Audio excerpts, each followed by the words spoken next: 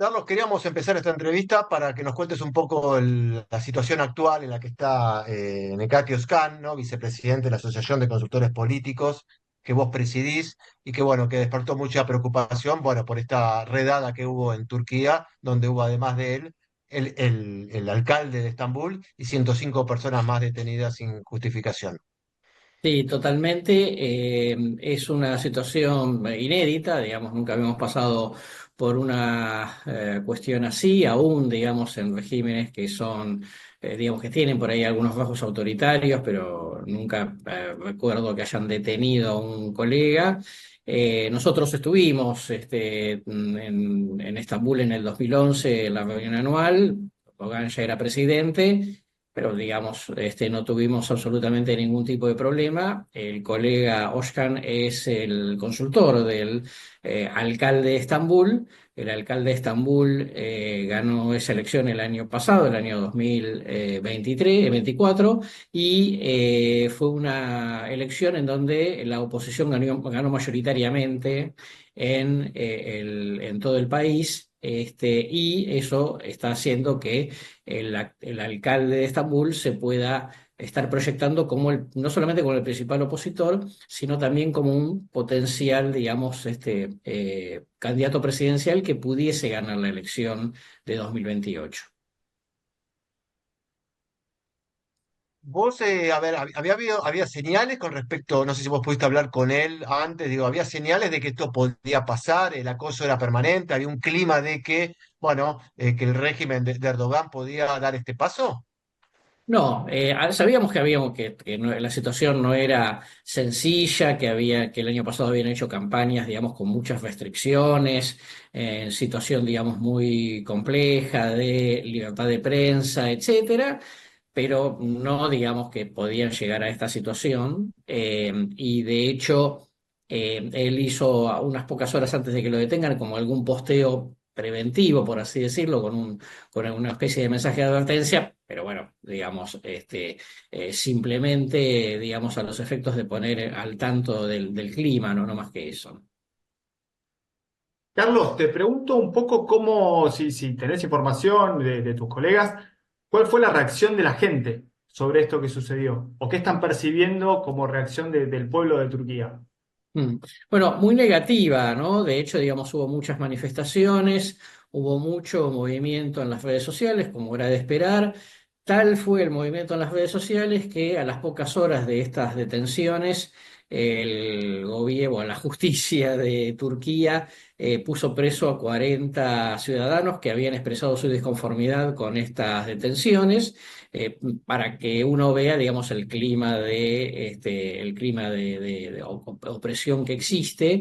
Definitivamente el régimen de Erdogan, entre el terremoto del 23, que esconde, digamos, atrás cuestiones de corrupción, situaciones económicas que, bueno, que ya conocemos a nivel global, sobre niveles de inflación importantes, digamos, comparativamente con el resto del mundo. Y por supuesto, digamos, estas detenciones produjeron una devaluación de la lira turca inmediatamente. Es una situación también compleja, de manera que efectivamente, bueno, un poco la reacción a todo ese clima negativo y la popularidad del alcalde de Estambul entendemos que llevó a esta situación.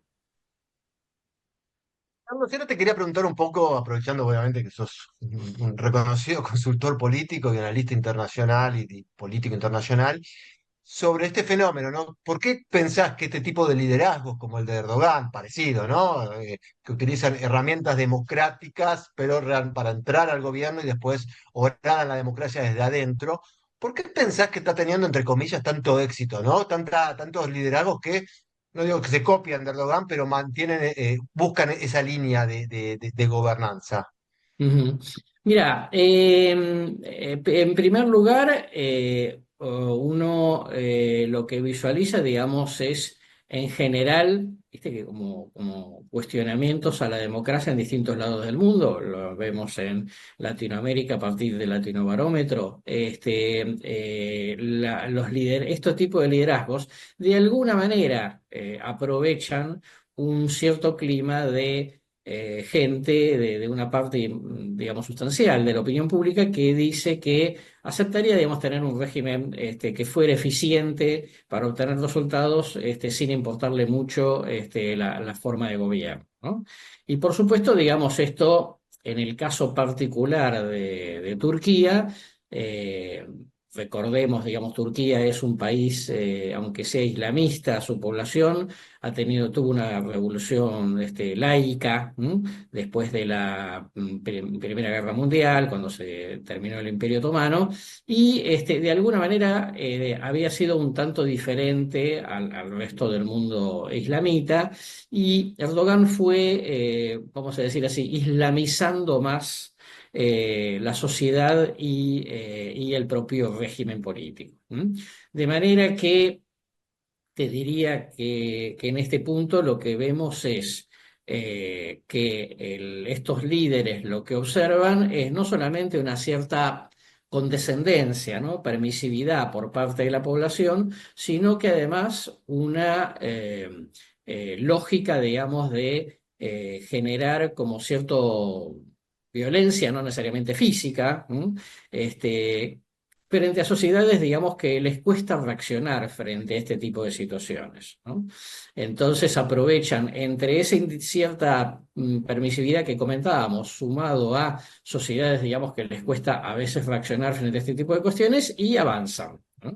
Digo, como que son situaciones en donde si alguien no necesariamente es demócrata por convicción, sino que a veces es demócrata porque el sistema, digamos, no le permite ser otra cosa que eso. Carlos, en este avance que vos estás viendo de muchos países, ¿qué rol le atribuís a la llegada y a la instalación del discurso y al peso de lo que significa Donald Trump con la presidencia de Estados Unidos? Es decir, ¿qué significa para el mundo que alguien como Donald Trump haya llegado donde llegó dos veces y bueno, y en el gobierno demuestre algunos signos o rasgos a veces parecidos con las autocracias? Sí, a ver, yo creo que Trump es como la frutilla del postre, ¿no? Digo, está Orbán, Erdogan, digamos,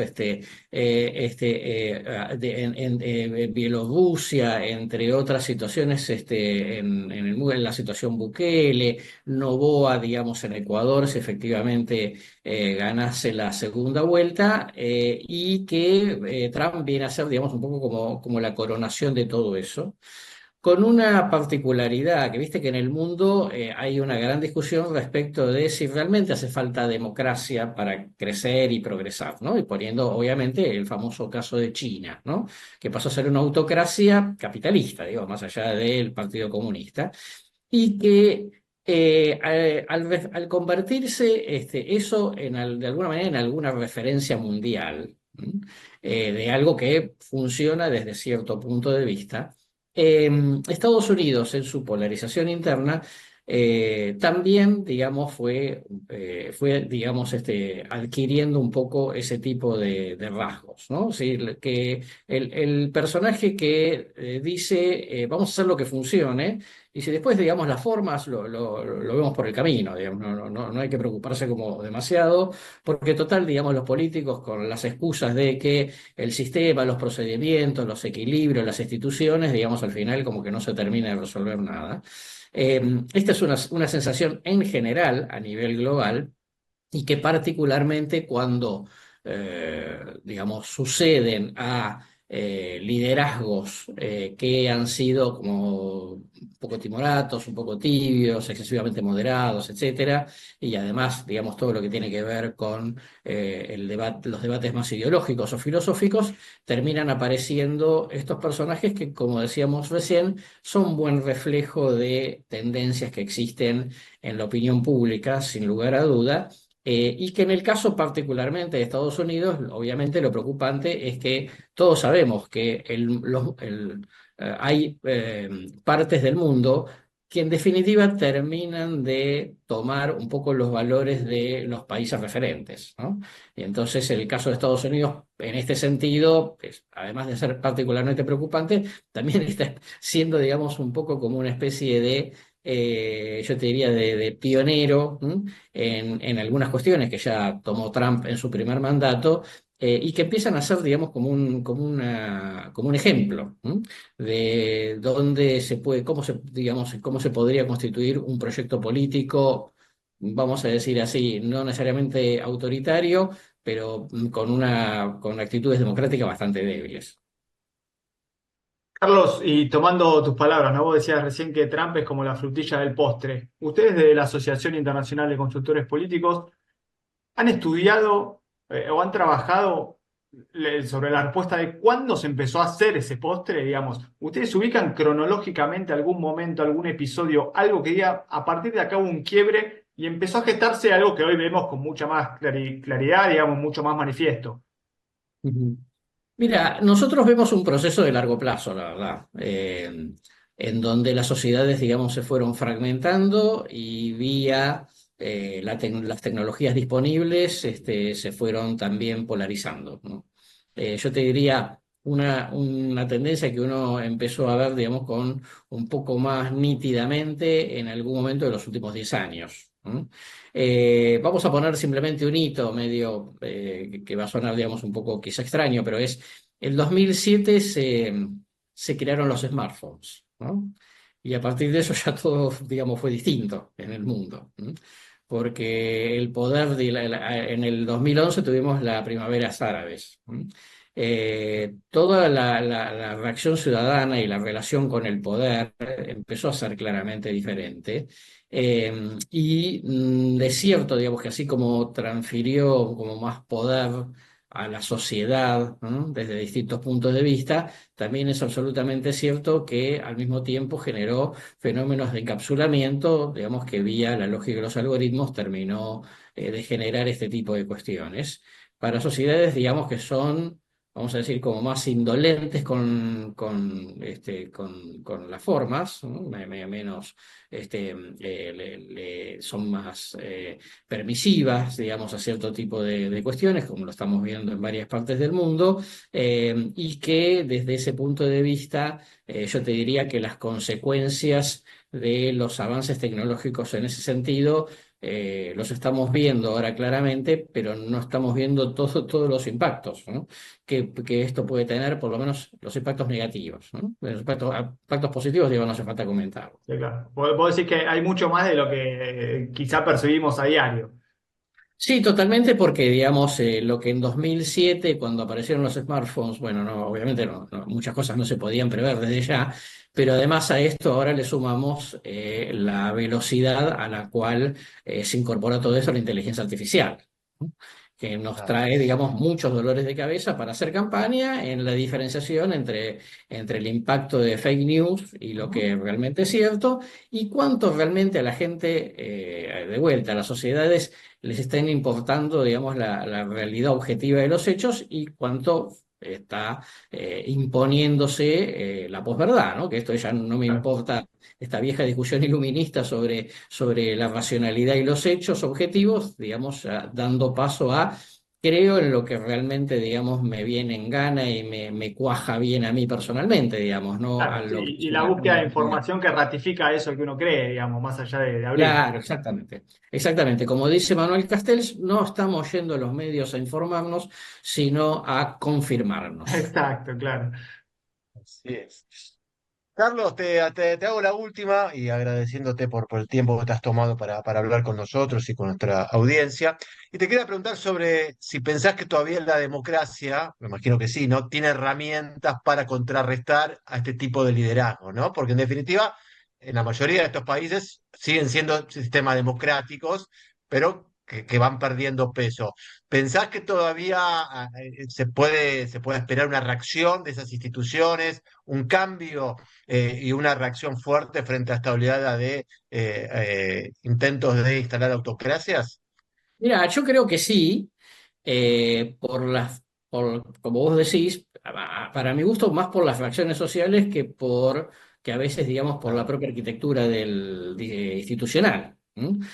Yo lo que creo es que, ojo que estas corrientes son fuertes como de ida y vuelta, ¿no? Un poco como diciendo, un poco siguiendo la lógica del cambio climático, estamos viendo fenómenos atípicos, extemporáneos, fuertes, digamos, en una corta cantidad de tiempo. ¿M?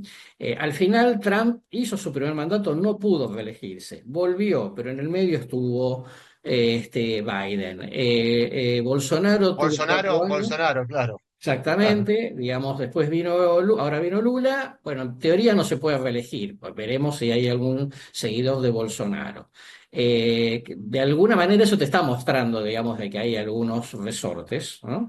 Pero después, digamos, un poco a usos y costumbres locales. El caso de Hungría parece ser un caso, digamos, de difícil modificación. El caso de Polonia tuvo una reacción y volvieron a una opción, digamos, más moderada. Y otros movimientos están moderándose, ¿no? Digo, Meloni no es lo que parecía en campaña, Le Pen seguramente no será si llega al gobierno lo que era en campaña, etcétera, etcétera.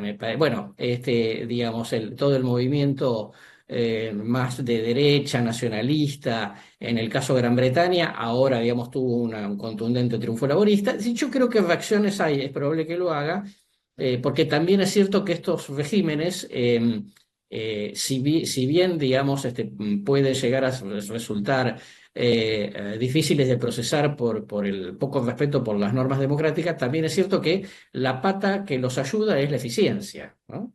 Es decir, es esa No, eficiencia sin los importar las resultados. instituciones. Si las instituciones no están, entonces tienen que estar los resultados. Si los resultados no llegan a estar, Ah, entonces ahí los que quiero ver estos regímenes cómo se desarrollan. es el modelo Bukele llevado al extremo, ¿no? Exactamente así, exactamente así. Carlos, muchísimas gracias. Bueno, esperemos que la situación de Nekatios Cance y de todos los que están presos en Turquía se solucione y se libere. Y te mandamos un abrazo grande y a disposición para lo que se necesite. Muchísimas gracias y muchas gracias por la oportunidad, especialmente en esta ocasión.